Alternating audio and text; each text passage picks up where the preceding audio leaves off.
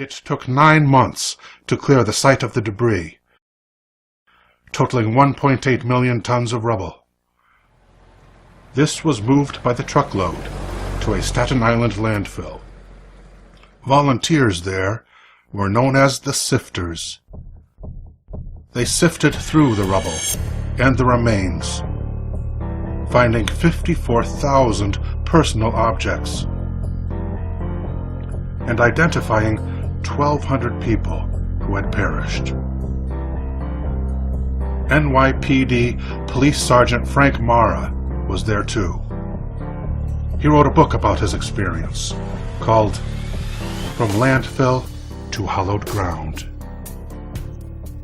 While conducting interviews for his book, a retired crime scene detective asked him, "Did you ever hear the stories about the old Red Cross worker trying to serve sandwiches and coffee out by the sifters?" That's when Mara remembered he had seen the apparition himself. An African-American woman, dressed in the style of a Red Cross worker from World War II, in a white uniform, holding a tray of sandwiches. At first, Mara thought it was another volunteer, but on second glance, the specter always seemed to have disappeared. Other cops had also seen her. Most likely, this was a soul collector, helping earthbound spirits to pass on to the other side. Before the tower was rebuilt, the Millennium Hilton Hotel overlooked the site of Ground Zero. A visitor from the UK stayed there in the summer of 2003, in a room overlooking the site. Though he was alone, he remembers feeling like there was a crowd of people inside his room. He did not sleep that night.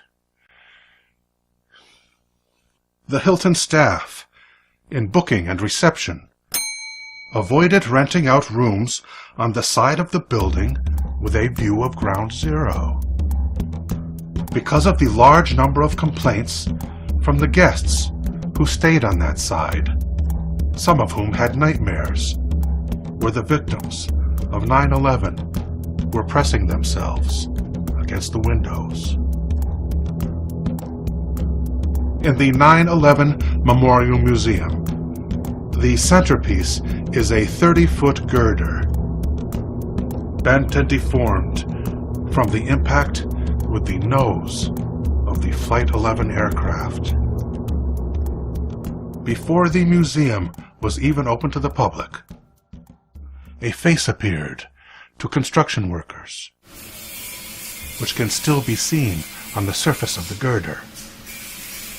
Some of the workers were frightened to work too near the display. They named it the Angel of 9/11 because it appears to look down in anguish and horror at museum visitors. The Freedom Tower echoes the fate of its predecessor. In storms with high wind, this building, which is the tallest building in the United States, sings with the voice of an angelic choir, paying haunting tribute to the loss of 3,000 innocent souls.